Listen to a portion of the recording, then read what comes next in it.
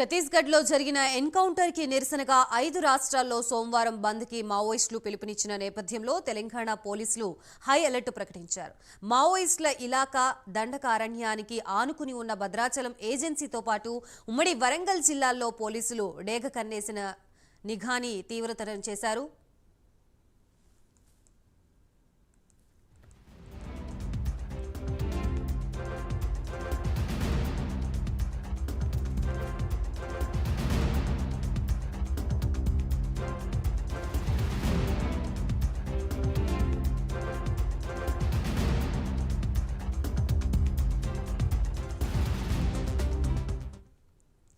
తెలంగాణ సరిహద్దు ప్రాంతాల్లో కొద్ది రోజులుగా మావోయిస్టులు భద్రతా బలగాలకి మధ్య జరుగుతున్న ప్రచ్ఛన్న యుద్ధంతో దండకారణ్యం ఒక్కసారిగా వేడెక్కింది. ఇరువైపులా నిత్యం ఎదురుకాల్పుల మోతతో కీకారణ్యం దద్దరిల్లుతోంది. Maoist party Dandakaranya special zonal committee తెలంగాణతో పాటు 5 రాష్ట్రాల బంద్కి పిలుపునివ్వడంతో పోలీసులు అలర్ట్ అయ్యారు. సరిహద్దు ఛత్తీస్గఢ్ అడవుల్లో పెద్ద ఎత్తున కేంద్ర పారామిలిటరీ బలగాలు కూంబింగ్ ఆపరేషన్ కొనసాగిస్తున్నాయి.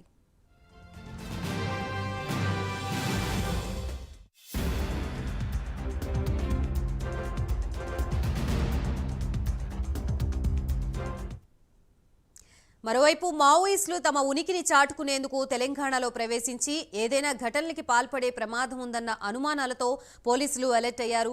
ములుగు జిల్లాలోని వాజేడు, వెంకటాపురంలో పోలీసులు విస్తృతంగా తనిఖీలు చేస్తున్నారు.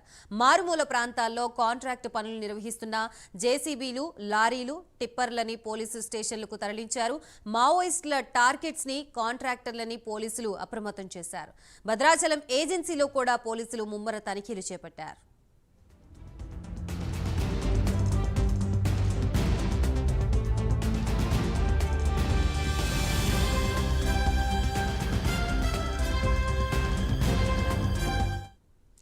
తెలంగాణ సరిహద్దుల్లో ఇటీవలే జరిగిన ఎదురుకాల్పుల ఘటనలో తమ సహచరుల్ని కోల్పోయిన మావోయిస్టులు బంద్ సందర్భంగా రెచ్చిపోయి వ్యూహాత్మక దాడులకి తెగబడే అవకాశాలు లేకపోలేదనే నిఘా వర్గాల సమాచారంతో తెలంగాణ పోలీసులు భద్రత కట్టుదిట్టం చేశారు.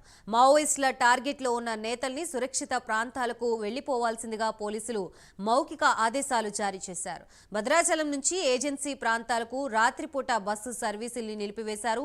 సరిహద్దు ఛత్తీస్గఢ్ నుంచి వస్తున్న వారి కన్నేశారు. సరిహద్దు పోలీస్ స్టేషన్ల భద్రతని పర్యవేక్షిస్తూ పరిస్థితులపై ఆరా తీస్తున్నారు.